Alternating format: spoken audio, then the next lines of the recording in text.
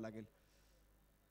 Yes, फुल toss ball होता तिथे आणि स्क्वेअर लेगला चांगला समाचार. इथे बाउन्स मोठा होता. 4 धावा आसिफ शेखला मिळतील. याबरोबर एका गड्याच्या मोबदल्यामध्ये स्लॉग ओव्हर्स मध्ये शेवटच्या षटकामध्ये आता रोखावं लागेल धानोरी स्पोर्ट्सला.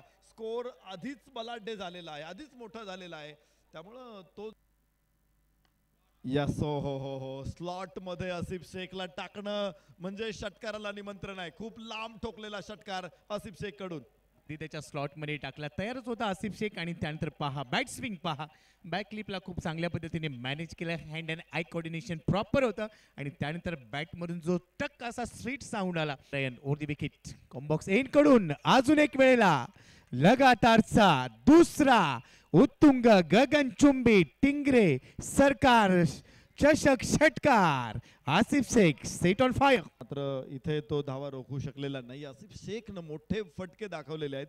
2 षटकार लागोपाठ 2 षटकार हाफ व्हॉलीवरती त्यानं मिड विकेटला प्रेक्षकांच्या भेटीला पाठवलेत. चेंडसच राहिले आज. ओ हो निमंत्रण दिलं होतं. डावी एष्टी खुली सोडली होती.